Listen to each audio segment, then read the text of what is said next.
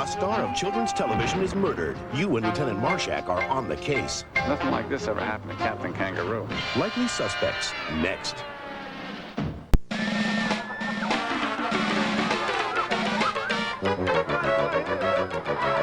That's right, kid. Toward that apple. That's right, get him.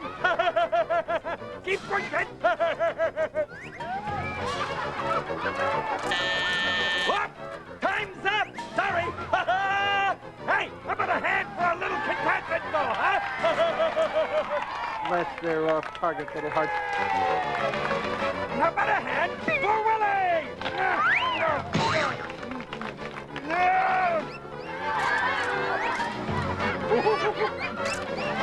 You'd think for his last show he'd be nicer to Roger, for a change. Way too much fun. Hey, and speaking of fun, it's time for another visit from Stinky Pete. Oh my gosh, it's groundskeeper Gus.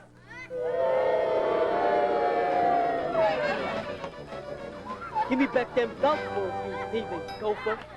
Tommy Gus, anything that passes my humble threshold is mine. Okay, gopher. Have it your way.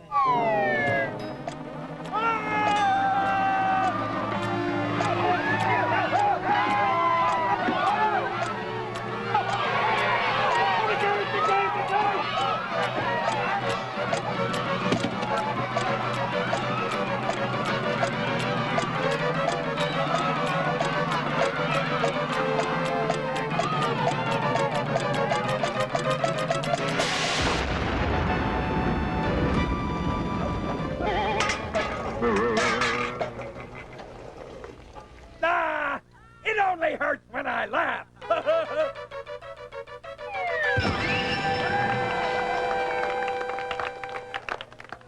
And we're out. That's a wrap. Thanks for 22 years. Alan would like to invite you all to stay for the reception. And you'll... Alan, get up and tell them about... Alan? Hey, Alan.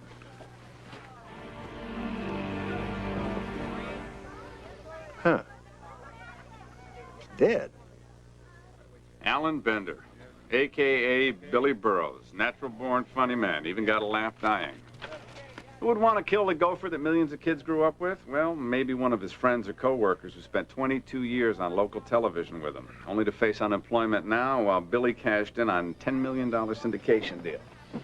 Tell you, kid, you burn that many people, you better be funny. Got your badge? Got your notebook? Good. I expect you to keep your usual copious notes. Let's go find out who killed Billy Burroughs.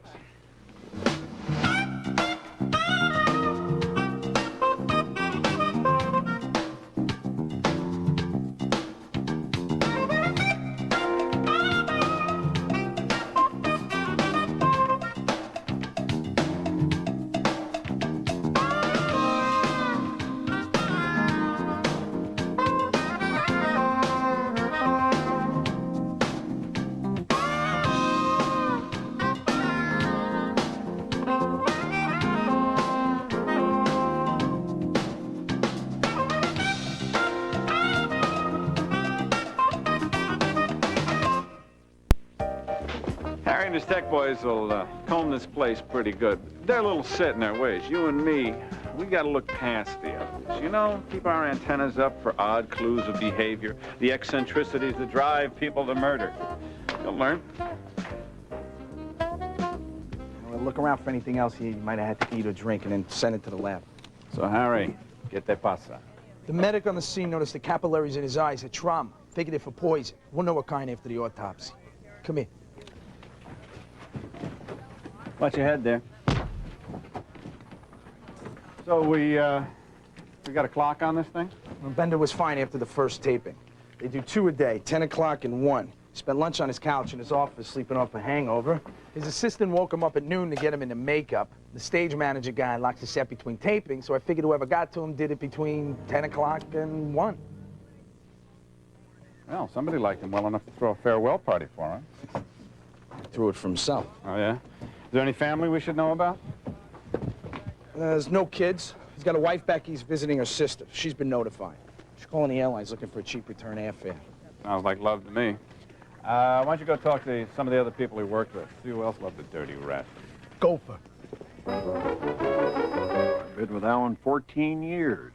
He's never been anything but a 4-star jerk. I mean, yeah. He could make kids laugh. I guess that's a talent. But what he did to Roger was not funny. 22 years as Alan's sidekick, all Roger's got the chauffeur as a bad back. Not bad enough I'm out of work. You gotta lock me out of my office, too. Dad, please. Lieutenant is trying to help. Yeah, well, actually, I'm trying to solve a murder. When you have a moment, Yeah. We'll talk later, Rod. Go and have your adjustment. I'll call you tonight, okay? Yeah. I'm sorry, Lieutenant. It gets that way when his back is out. Oh, how was he earlier? Well, I talked to him between tapings, and he sounded pretty bad, so I thought I should rearrange my schedule and be here. You were worried he'd do something rash. My dad's an actor, Lieutenant. Steady work, even playing the part of a stupid worm, is tough in this town. Working for Alan let him do theater. Work that was important to him, and still meet the obligations of a father. But the idea of murder is ridiculous. I mean, it's no secret Alan was a snake, but he took care of my father. They were like brothers. So who killed Uncle Al? You know about Charlie, don't you? Brown, Chaplin, or Parker? Charlie Lake. He and Alan created the show together. They had a falling out years ago. My father said that Charlie showed up uninvited to the taping. Apparently they had a huge fight. About? Money. Anything the matter, Lieutenant? Yeah, I had a partner when I came down here.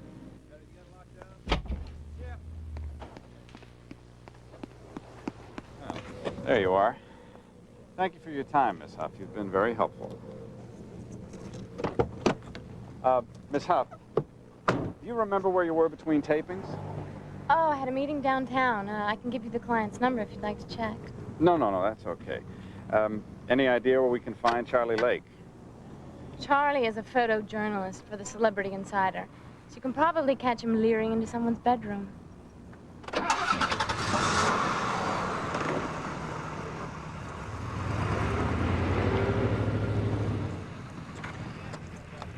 Anytime someone volunteers information, you have to ask yourself why. Now, in her case, I think she's just protecting her father, but let's remember to ask her employer about that meeting. Well, come on, let's go do some leering. Yeah, I was there between tapings, but I didn't kill him. Yeah. You want to come down from there? It's kind of hard to explain state privacy laws while you're up there violating them. In a sec, I'm losing my son. Yeah, sure, take your time. I'll just check out your cameras here. So, if I push this button here... Wait a minute, cut that out. Don't open that. Fall out of trees a lot? How'd you hurt your elbow? It's a tennis elbow. Oh. Is there something that you wanted to discuss? Yeah, your fight with Alan Bender this morning. Who said I had a fight with Alan Bender? Roger's daughter, Sydney. And I'll ask the questions. Well, Alan Bender owed me money. How much? $5 million. That's enough to kill someone.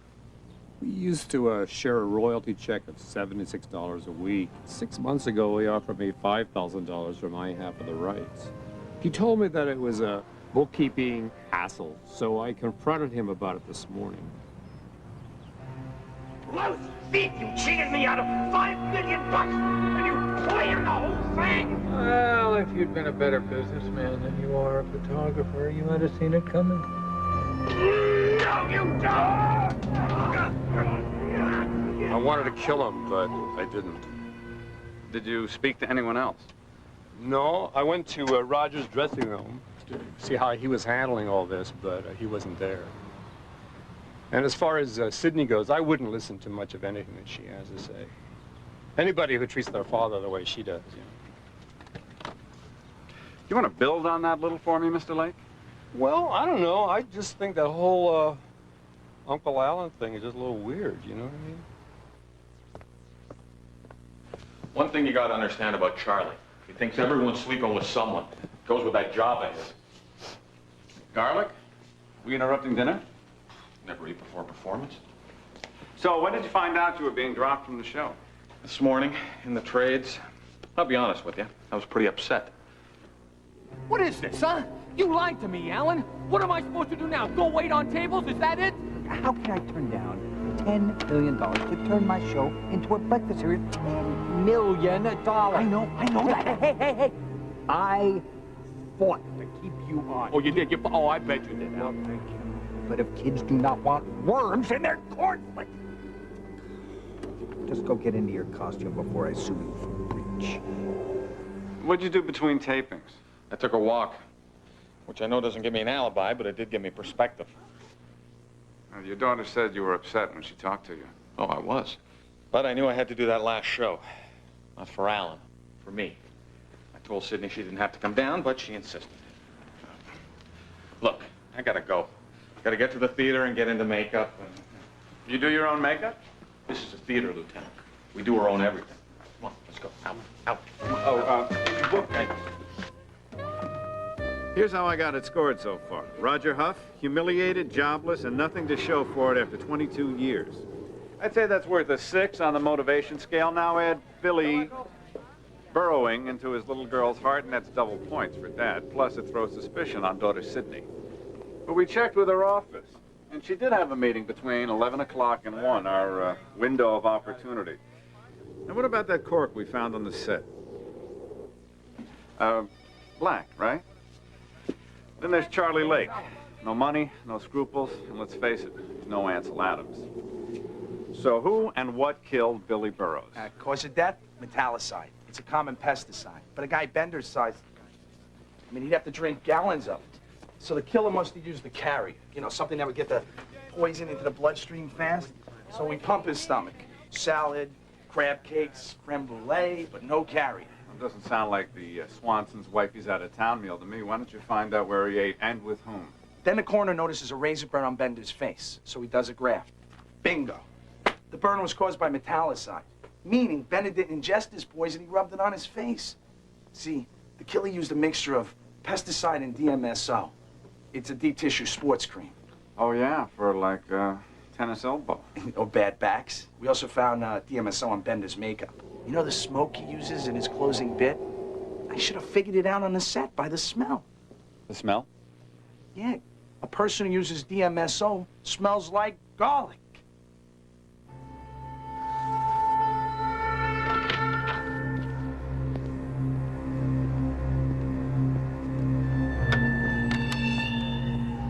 Excusez-moi. Let me see. DMSO. Worm turns.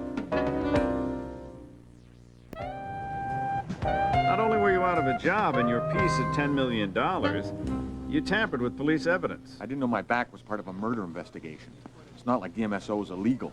Technically, no, but then neither are steroids, technically. Everybody on the show knew I had it. If someone pulled a muscle, they came to see me. In fact, I noticed someone used it when I came back from my walk. Maybe when Charlie fought with Alan, he hurt his tennis elbow. Maybe. But Charlie's daughter isn't having an affair with the man who cheated you both out of millions. Or are you still sticking to the idea that your daughter wasn't involved with Alan? Look, Lieutenant, one of the hardest things I ever had to do is learn to let go. She's an adult. She can see who she wants. What the hell's going on? Dad, it's not what you think. What's the matter with you, you sick son of a bitch? That's my kid. Dad! It's customary for an employee to knock before entering his boss's office. Second of all, in case you hadn't noticed, she is not a kid. Get your old man some therapy, okay? Sydney and I have shared our ups and downs, but we've always been open and honest with one another. She assured me she was not having an affair. And you believed her?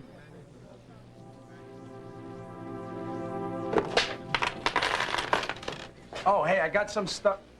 Come here. Some stuff for you and your partner. Hey, bub. So, how'd it go with that? Harley's either a great actor or he's in 4-alarm denial. I told him not to travel outside his area code for a while.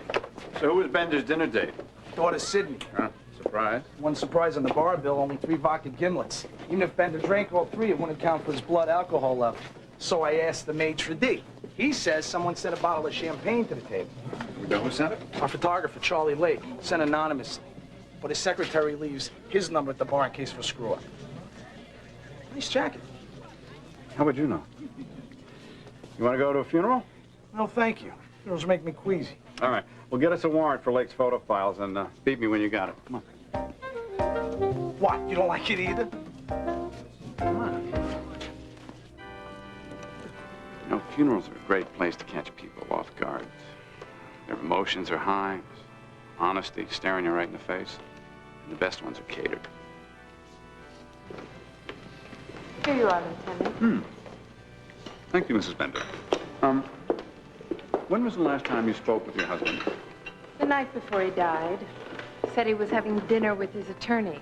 He'd probably be late. Did he ask to be buried in his gopher suit? No. That was my idea. I hope the dirty rat rots in hell. Some unfinished marital rift? Oh, apparently it was quite finished. I wasn't back from my sister's 10 minutes when Alan's attorney notified me that Alan had filed for a divorce. But you know what the worst part is, Lieutenant? I'm filthy rich. Honesty? Keep her company.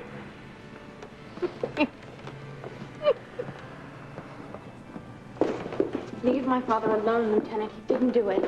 Is that a confession? Because there's something you didn't tell me when we spoke yesterday. My affair with Alan. Yeah. You didn't think it was important? No, I figured it was important, just not relevant. My feelings for Alan may have been unhealthy, but they were far from illegal. But someone who was having an affair with Alan would know if Dad was about to get bounced from his gig. How much humiliation does a fella need? So now you think I killed him? Gee, I hope not. He just got a divorce from his wife. Not for me. He hasn't loved his wife for years. But my affair with Alan was killing someone. My father. Now, after 22 years, he was kissing everyone off. The show, his wife, sending my father out to wait on tables. But the least I could do was kiss Alan off. But you had dinner with Alan the night before he died. To clear the air. To end it. It was 6 months of lies and deceit. Someone sent a bottle of champagne to the table to congratulate Alan on the deal. We weren't in the mood to celebrate. I never opened it. Where did you go after dinner? I went home. I don't know where Alan went. Sorry. Will you excuse me?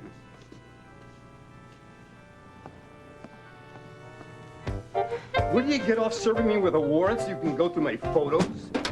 And why would I follow Alan and Sydney around to blackmail him if I'm planning on killing him? Maybe prioritizing isn't your strong suit. Or maybe you just didn't know you wanted to kill him yet. You're confused? I'll explain. You wouldn't kill Alan Bender if you were following him around to blackmail him. Even I know that. So I show you photos of Alan and Sydney, and I am cleared of murder. No, but it's a step in the right direction. Here. Now maybe you'll stop harassing me.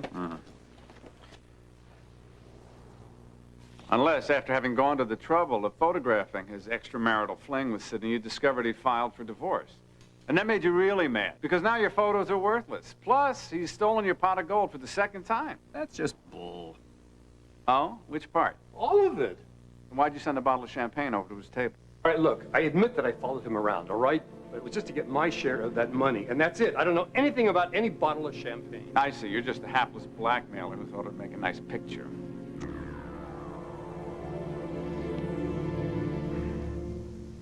You have a secretary? In this dump, I'm lucky if I got a desk. No, from what I can see, you're lucky you have a job.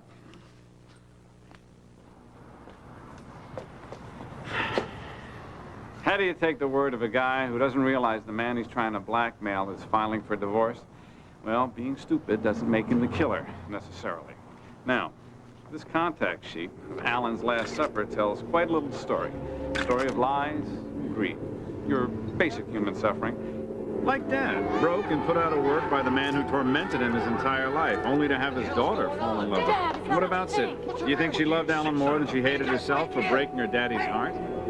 And of course, our photographer, robbed of his half of $10 million after his little shoving match with Allen. Was he the one that used Rogers' DMSO to kill Alan Bender?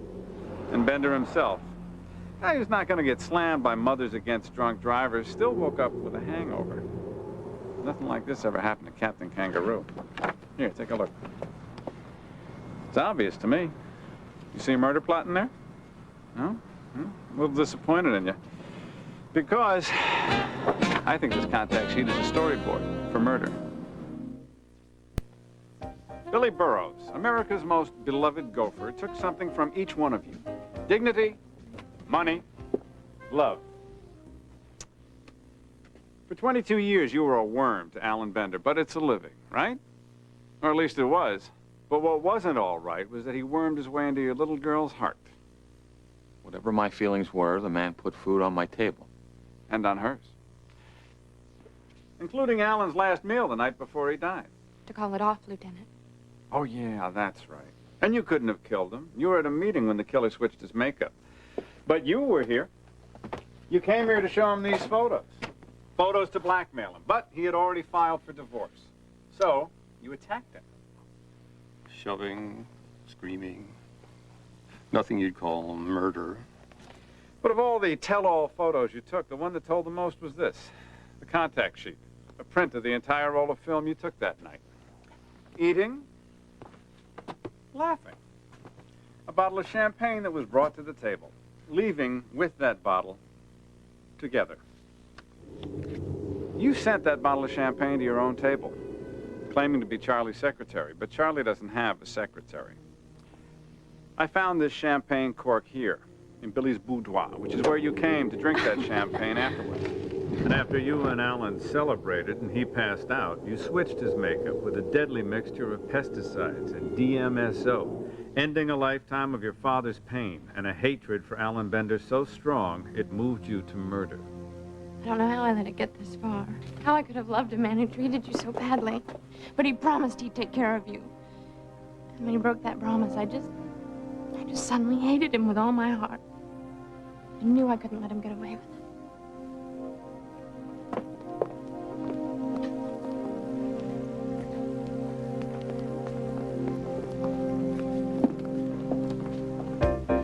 Well, what are you gonna do, huh, kid?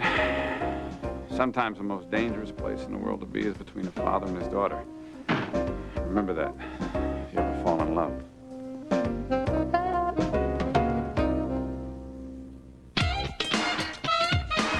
Entertainment Weekly calls it one of the year's 10 best shows. Batman the Series, Sunday at 7, 6 Central. Then, every family has its problem child. The Moody's call theirs Dad. Catch an all-new Shaky Ground right after Batman the Series, Sunday on Fox.